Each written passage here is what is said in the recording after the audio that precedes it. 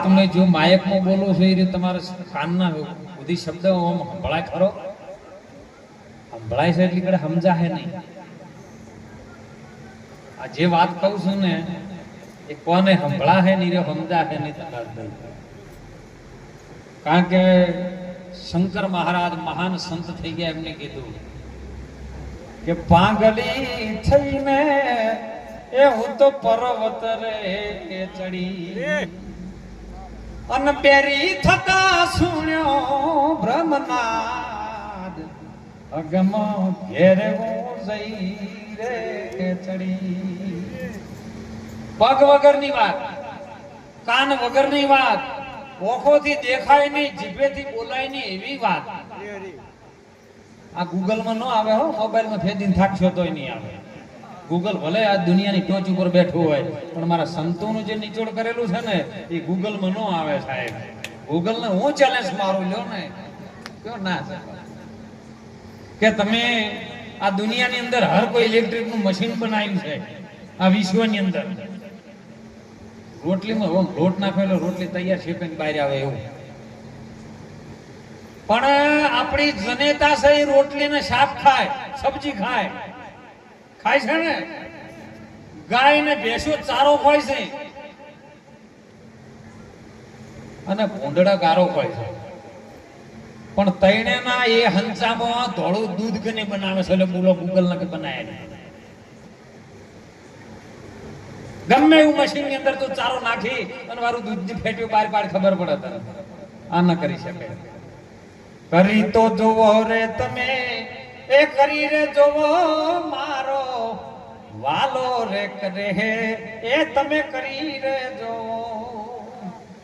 ચંદ્ર ને સૂર્ય એ જુને બેવું આસમાને એ અંધર આકાશે એને ઠેરાઈ જોવો. એ મારો વાલો કરે જે તો તમે કરી તો જોવો. સૂર્ય ચંદ્ર નવલક તારા બધું આકાશમાં કયા વાયર ઉપર ઠેરાયું છે સાહેબ? આ તમે કરી તો જોવો. આ વિશ્વની અંદર રચના બનાવી એનું નામ સાહેબ માં. આજ જેનો પ્રસંગ છે ને એ નિમિત્તની વાત છે. પરમાત્માને ખબર પડી જગતના ખૂણે ખૂણે હું એકલો નહીં પહોંચી વળું ત્યારે એને માનું સર્જન કર્યું. માનું સર્જન કર્યું રે જેને માનું સર્જન કર્યું જગતમાં પહોંચી વળાયું નહીં ત્યારે પરમેશ્વરે માનું સર્જન કર્યું. અને માં આજે આપણી વચ્ચે દેહ નથી પણ હું એમ કહું છું ભૂલીબા આલમો હાજર છે અમારી દ્રષ્ટિમાં છે. કઈ રીતના છે ને એના માટે સદગુરુની શાન જોઈએ સાહેબ. આવા કોક સંતો મળી જાય ને તો એ ભેદ ઉકેલી નાખે. કેમ કે મારા મહાપુરુષો કે છે ખરો છે જાણ્યો નથી. આ મનુષ્ય દેહનો મર્મ એક શેર અનાજના કારણે તે તો કોટી પહોંચ્યા. તમારે જરૂર હતી શેર અનાજની જ. આ વિશ્વના કોઈ માણસને શેર અનાજની આ કોઠી ભરવાની જ ચિંતા હતી. કેમ કે બબે મણની કોઠીઓ છે એ ભરાય છે, શીલે બોજેલો છે એટલે એને ચિંતા તો બોલો તમે કરો છો બીજો કોઈ? ચોક લગ્નમાં જ્યાં હોય તો કે હેડ જો ગાયું પેશું પૂછી ઉભી છે. લગ્નમાં તમે ટક્કર ના ચાલો, હડો હડો અને પછી આવતે પેલ પોણી નાખ્યું બબે મણના ભારા લઈને બોલો શીલે નાખો. ચમ એની શીલો કોઈ જોયો છે. સદગુરુ નામનો શીલો છે રહ્યો. એના ધણી એને શીલે બોજ્યું ને એટલે વિશ્વાસ છે કે બધું શીલે જ આપશે.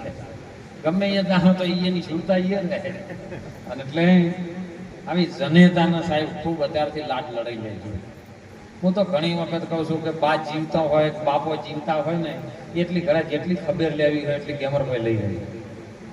નહીતર પછી મોટો ફોટો લાઈન મઢાવશો ને હાર કરાવશો ને તો તમે તિલક કરવા જાઓ ને પછી બહાર બેઠો બેઠો રોહો.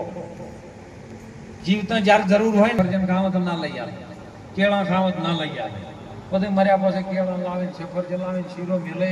એટલો કાચ આડો ફોટો થી બેઠો હોય ને એનો વિચાર કરે કે કાચ નડે છે, કાચ આડો ન કે હોય ન તો દશા લાવું મારે જ્યારે તો એક ને ખાલ. એટલે હાજરમાં વર્તમાનની વાત છે. આ તો વર્તમાન સ્થિતિની અંદર તમારી જનેતા 9 માસ જેને વેદના મૂટી ને એ વેદનાને તમે સંભાળજો. કારણ મહાપુરુષો કે છે સંતો પ્રમાણ સહિતની વાત માણસોની 4.5 અક્ષરમાં આવે અને અડધો અક્ષર છે પરમાત્માનો. આધા વચન હે ગુરુદેવ કાન તાકો અનંત વિચાર, થકી જાઓમાં મુનિજન પંડિતાન વેદ ન પામે. વેદોનું હોય ગજુ ન આવે, વેદ પાર પામે જ નહીં. અને એવી વાત મારા સંતો પાસે, આવા મહાપુરુષો પાસેની વાત તમે સાંભળજો, બરાબર ધ્યાનમાં લઈ અને એને અમલમાં મૂકજો. કેવી રીતની ખબર છે? એક ડોહાપાને 3 દીકરા, 3 દીકરાની વહુ હતી. એટલે ડોહો પાકે હવે મારે મરવાનું કેમ થયો છે, પણ આ ચાવી ખજાનાની કને આલુ એમ. આમ તો સુખતું નહીં, પણ આ તો થાચે આલવું પડે છે. એટલે કે હવે કને આલુ એમ. એટલે પેલા દીકરાને કહું કે મને આલો ને બાપા. બીજો દીકરાને કહું કે મને. પેલી કે હું બાપા રોટલી તમને અસલ નહીં બનાવીને આલતી, મને આલો. બાપો કે એમ નહીં, હું મારી રીતની પરીક્ષામાં લઉં પછી તમને આલું. એટલે 500 મગ લાયા, 3 પોટકી બનાવી 500 મગની. અને એમાં દીકરાની 3 વહુને વાયને ઊભી રાખી કે લ્યો આ 3 જણીની એક પોટકી લઈ રહ્યો, હું જઉં છું હવે જાત્રાએ, 12 મહિને આવીશ, કદાચ 2 વર્ષે આવું, પણ આ મગ મને જે તમને આલો એવા ને એવા મને પાછા હાલવા પડે. એટલે 3 દીકરાની વહુએ 3 પોટકી લઈ લીધી. મોટા દીકરાની વહુએ તો લઈને સીધી ઘરમાં પેટી પડી હતી ને એનો પટારો, એમાં મૂકી દીધી વાખીને કે બાપુ આવશે માગશે તો આપણે આની પાછી હાલશું. બીજા નંબરની દીકરાની વહુ હતી ને એને લઈને વળી ખાવાનું ચાલુ કરે કે અત્યારે રોધો ને એ તો બાપુ આવશે તને બીજા દુકાનમાંથી લઈને આપી દે. ત્રીજા દીકરાની વહુ હતી ને ગુરુમુખી હતી, સંતો ભેળી ફરવા વાળી. એને કીધું કે બાપુ આવશે ને તારા મગ માગશે. એટલે એને 500 ગ્રામ મગ છે ને ખેતરમાં જઈને વાઈ આવી. 500 ના પોસમણ છે, પોસમણ વાયા તે 500 મણ થયા. બાપો 2 વર્ષે ઘેર આયા. એટલે બધા રાજી ખુશી હેડો હેડો હવે બાપો ચાવી આલે છે ને ખજાનાની. જઈને બેઠક બાપા, પેલી કે મને આલો, પેલી કે મને આલો. બાપો કે તઈને મને મગ પાછા આલો પછી હું આલું. એટલે પેલી ઘરમાં જઈને પટારામાં ખોલ્યું ને એટલે મગ તો હળી ગયેલા 2 વર્ષથી રે. એટલે ઓમયા સંતોની મૂડી આવે છે ને, જો ખરખી જગ્યાએ વાપરજો ને ખડી જા. આ સીધો સિદ્ધાંત છે. બીજા નંબરની દીકરાની વહુ આવી કે મારો બાપા હું દુકાનેથી લઈને આવું. દુકાનેથી 500 ગ્રામ લઈને આવી દીધા કે લ્યો બાપા આ તમારા હતા એવાની વાત છે કે. ત્રીજા નંબરની દીકરાની વહુ આવી ફેરી પ્રણામ કરી કે બાપા મગ હોય આવે એવા નહીં, તો કે મગને લેવા માટે તમારા ખેતરમાં આવવું પડશે. અને ખેતરમાં જ્યાં તે 5000 મણ મગ પડેલા, બોરીઓ ભરેલા, કે બાપા તમે આલેલા છો. એમ સનાતન ધર્મની સંસ્કૃતિ કે છે સાહેબ. આ તો ભણવાનું ટેકનોલોજી બહુ ઘણું આગળ વધી ગયું છે, ના નથી, પણ તમારો સંસ્કાર કેટલે છે, માતા પિતાની મર્યાદા કેટલે છે, વડીલોનો આદર ભાવ કેટલો છે, સંતો પ્રત્યેનો ભાવ કેટલો છે. અને ઈ જો નહીં હોય તો મૂળિયો નહીં રહે. કીધું ને બાપુએ હમણાં સુંદર વાત કરી હતી કે રાવણના સોનાની લંકા હતી, પણ કશું વધ્યું. એક પિતાના વેચાણ ખાતર જોવો રોમજી વનમાં જોન જાય. એક બાપાનું વચન માં કઈ ને દશરથ રાજા બે હોમ આયા છે કે મને જે તમે વચન આપ્યું તે વચન મારે હવે માંગવું છે, તમે મને પાછું આપો. કઈ કોણ ભર્યા છે એના? દશરથ રાજા ને રોમન બધા કઈ અત્યારે કોઈ વિશ્વમાં કોઈ દીકરીનું નામ કઈ નહીં પાડ્યું. એ પડ્યું મંથરા કોઈનું હજી સુધી નહીં પડ્યું. પણ તમે એમ ન માનતા મંથરા એક જ હતી, જેટલી હશે હાલ તો વાહમાં દેખાતી નહીં. અને મને કઈ કોણ ભર્યા જેવા કઈ એમ આ સંતોષ કઈ કી છે હાલ માયકમાં કઈ કી છે કે તમે રોમને વનવાસ ન કરતા. રોમ કયો છે? એ અયોધ્યાની અંદર પ્રગટ થઈને આવ્યો એ નહીં, એ તો આવ્યો ને ગયો. હમણાં લાલજી ભાઈ મને સુંદર એક સાખી બોલ્યા હતા અને મને સાખીમાં બહુ રસ થાય કે આયા સો જાયેગા, એટલે જેમ કે આયો છે ને એ જાહે ને જાહે, પણ કયો જાવું છે એ નક્કી આપણે કર્યું છે. એમાં મૂક્યો સાહેબ એક બાપાનું વચન અને રોમ હોબળી ગયા કે મારી માન મારો બાપ જો લડાતા હોય ને એક વચન ખાતર તો મારે એની કોઈક ઉપાય કરવો પડે. અને સાહેબ તરત જ એને વનવાસ મોકલ્યો નતો.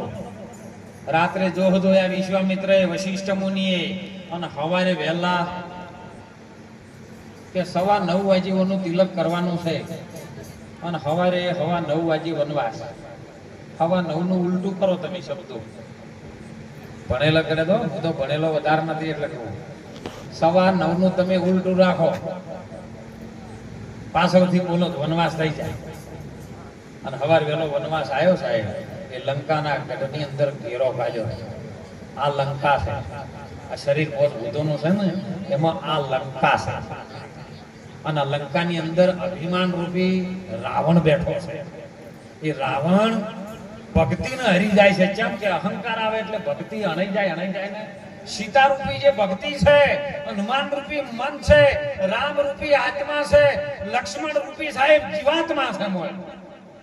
અને આ બધું આ સંચાલન આ પોત ભૂતોના પૂતળામાં છે, બીજે જોઈ નહીં. નહીતર બધા કે છે હોનાની લંકા હતી, પણ અત્યારે તમે જોક લંકામાં જો ના પાડી લ્યો, જો હોનું જોવા મળતું જ નથી.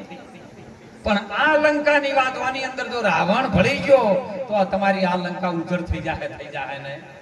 અને કોણ ઉજળ કરે? જે કૂદકા મારે ઈર્યું. સૌ પ્રથમ કોણ આવ્યું હતું? હનુમાનજી આયા હતા. જો કૂદ કરી આખી લંકા.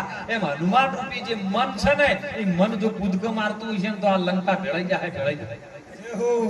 અને એટલે મહાપુરુષો આપણા ભારતના આવા સંતો બ્રહ્મ ભેદી. બ્રહ્મ શું છે સાહેબ? આપણે જગતમાં બધું ઓળખીએ છીએ. સુંદર વાત કરી હતી સત્સંગની તારામાં મહારાજે સાહેબ કે બધાને આપણો પરિચય ખરો, પણ આપણે શું છે આપણો પરિચય ખરો? હે, हमसे ब्रह्म है और ब्रह्म से माया, माया से सब संसारा, हम है जोगी अलग अनादि पर ब्रह्म से पारा, नाम रूप नहीं गुण हमारे कबू न धरू में. આ નિરાત બાપુ કહે છે ને આપણા પ્રમાણ સહિતની વાત. અસંખ્ય મહાપુરુષો જુગુ જુગથી એક જ વાત કરતા આયા છે કે તમે તમને ઓળખી લો. જેમ તલની અંદર તેલ છે સાહેબ, દૂધની અંદર ઘી છે, અને મેદીના પોદડામાં લાલ રંગ છે ને, પણ આ બધું આપણે તપાસ કરવું હોય, લેવું હોય તો શું કરવું પડે? હવે દૂધમાં ઘી છે, પણ આપણે ડાયરેક્ટ દીવો એનો કરી શકે ખરો? કેમ ન કરી શકો? તો આપણે એમ કહી શકે કે દૂધમાં ઘી નથી, પણ એને છાશના સોટાનો સંગ કરવો પડે. એમ આ પોત ભૂતોના પૂતળામાં માનવ દેહ આપણને મળ્યો છે ને, તો એમાં સદગુરુના સત્સંગનો એક છોટો, સદગુરુના નામનો એક છોટો આપણા આ મહિમા. જો 12 મહિના આવે ને, હાલ તો શ્રાવણ મહિનો ચાલે છે, પણ મહિનાને મહિનો કહેવાય. કેવો મહિનો? 12નો નહીં, મહિનો. અને 12 છે મહિના છે ખરા, પણ 12. હવે આ 12 બીજની માયા છે. 12 મહિનામાં કારતક થી મોડીને આસો સુધીમાં બીજની માયા છે. પણ આ બીજની ઉત્પત્તિ કરવા વાળો એ 12 ને. એટલે સંતો કહે છે કે બીજ 12ના તમે ધણીને સમરો. ધણી છે આખા વિશ્વનો, આખે બ્રહ્માંડનો. આ તો એક બ્રહ્માંડની વાત કરે છે રવિરામ બાપુ, 21 બ્રહ્માંડની વાત કરે છે. કેવી રીતના સાહેબ કે ખટ શાસ્ત્રમાં 18 પુરાણ અને 21 બ્રહ્માંડ વિસ્તાર.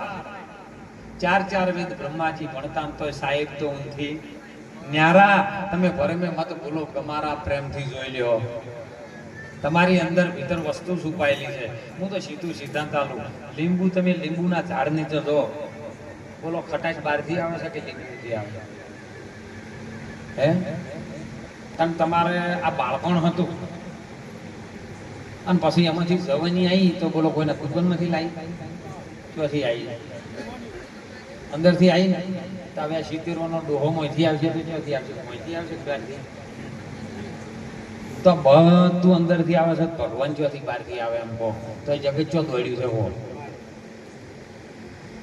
એ મન ભમરલા રે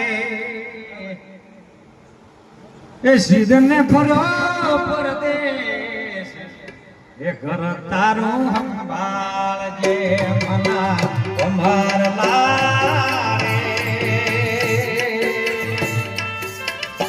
સિદ્ધ ફરો પરદેશ, ઘર તારું સંભાળજે.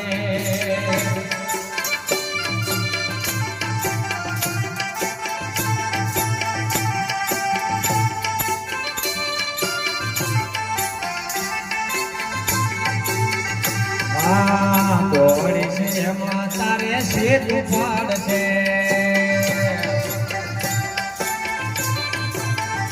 દોડી છે એમાં તારે સીધું પડશે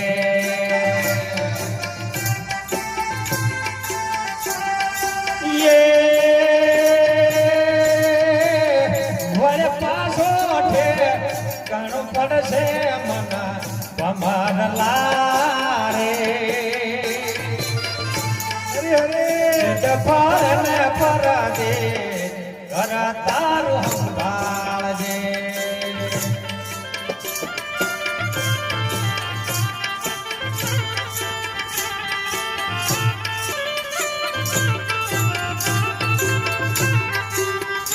જીવા કયા રે દેશથી તું આયો છે એ જીવા કયા રે દેશથી તું આયો છે તમે અવળી સમજણ કર્યો છે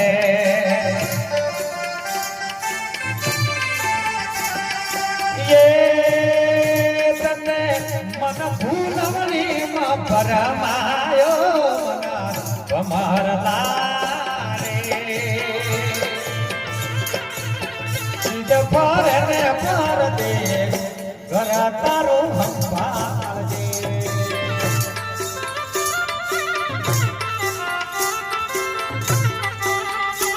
જો પાછું પડવાની વાત કરી છે મન કમરલાલ તો સિદ્ધ ફરે પરદેશ ઘર તારું કારણ કે વિશ્વના કોઈ પણ ખૂણા તમે ફરો ને તો એ ઠેકાણું શાંતિ ના મળે બળવાનો જળવાનો ઠરવાનો જો કોઈ ઠેકાણું હોય ને તો એ આ સંતોના ચરણની અંદર છે સાહેબ એટલે ખૂબ જ ધ્યાન રાખવાનું કે આપણું ઘર કેટલે છે ઘર કેવું ગોતવાનું બે મિત્ર હતા અને ભણ્યા એકને નોકરી મળી એક રાજાનો દીકરો પેલો ભણી ગણી ગ્રેજ્યુએટ બની ગયો પણ હવે પેલોય ભણી ગણી ગ્રેજ્યુએટ બનેલો પણ સમયકાળ જતા જે રાજાનો દીકરો હતો એનો બાપ રાજા હતો એ ઓફ થઈ ગયો એટલે પેલાને હવે ભણવાનું બધું પડતું મૂકીને રાજગાદી ઉપર એને બેહાડવો પડ્યો એટલે પેલા એવું કીધું કે તને હું એ ભણેલો ને આપણે તું એ ભણેલો છે પણ તને તો રાજપાટ મળ્યો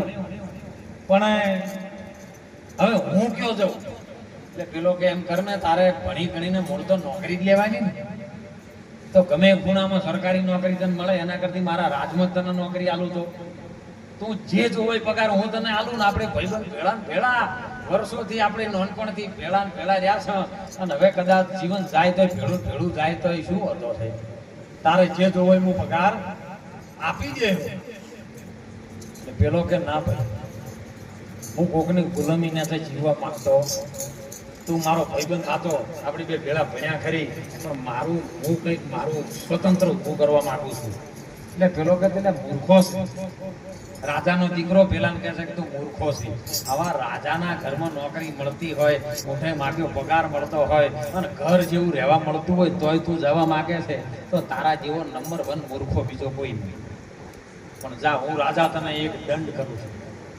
મારા ગામની અંદર રહેશે તું ભલે મારો મિત્ર રહે પણ હું તને સજા આલું છું અને સજાનું પાલન તારે કરવું પડે મોટી સલેટ લાવીને સલેટની અંદર લખાયેલું હું મૂર્ખ છું અને આ ડોકમાં પહેરાઈ દીધું ધનરાજભાઈ કે લે જો સુધી તને બીજો કોઈ આ વિશ્વ મૂર્ખો ના મળે ને તો સુધી આ સલેટ તારે ગળામાંથી ઉતારવાની નહીં આ તારી સજા છે એટલે એના મિત્રએ સજા કબૂલ કરી કે ભાઈ ધન છે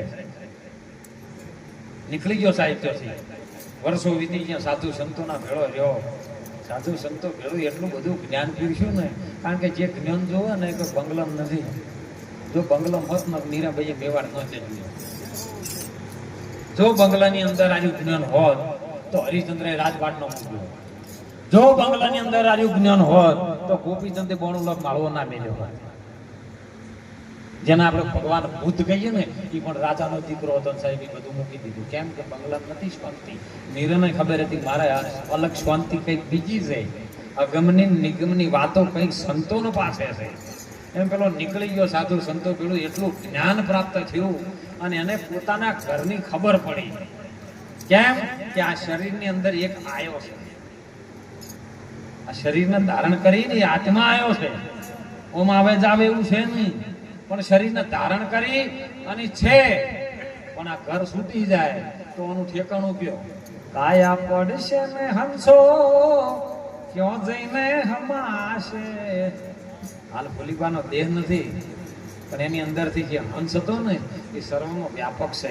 કારણ કે જો માટી માટીમાં મળી ગઈ, પવન પવનમાં સમાણો, અગ્નિ અગ્નિમાં સમાણી, વાયુ વાયુમાં સમાણું, આકાશ આકાશમાં સમાણું. આ પોત તત્વમાં જે હતું એ એમનું એમ સમાણું, અને આત્મા તો એમનો એમ હતો નહીં. એ જોયે નહીં કે આયો હોય. આ રીતના ભૂલીબા જીવે છે. એમ કોને સમજણ પડી કે મારી અંદર જે રહેવા વાળો છે એ જાય આવે એવો છે. કારણ કે ભગવાન કૃષ્ણજી ગીતામાં કીધું છે, સાહેબ અસ્ત્ર જેને છેદી ન શકે, શસ્ત્ર ભેજી ન શકે, વાયુ ફૂંકી ન શકે, અગ્નિ જલાવી ન શકે, એવો અજર ને અમર અવિનાશી હે અર્જુન એ આત્મા છે. આત્મા કેવી રીતનો? પછી તમે પાલડી ધંધા ફોન કરો મને આશ્રમ ઉપર, એટલે વરસાદ ગમે એટલો વરસતો હોય, પણ આ ફોનમાં જે અવાજ આવે છે તમારા ફોનમાંથી મારા ફોનમાં, એ અવાજને બોલો ગમે એવો 2 વરસતો હોય તો શું કરાય? એ તો પલડે ખરો? તમે કોઈ દાડ કીધું કે આ વરસાદ વરસે અવાજ પલડીને આવ્યો છે, કોણ ભેના થયા? બોલે એ નર બીજો નથી, આ પરમેશ્વર પોતે અજ્ઞાની નકલમાં ઠોળતો રહીને પોતે આ બોલી રહ્યો છે. એની પૂજા પણ કેવા પ્રકારનું બોલે છે એના પર આધાર છે. એમ મને સાચી ઓળખ કરી લીધી કે મારી અંદર જે આત્મા આવ્યો છે જાય એવો નથી, આવે હોય.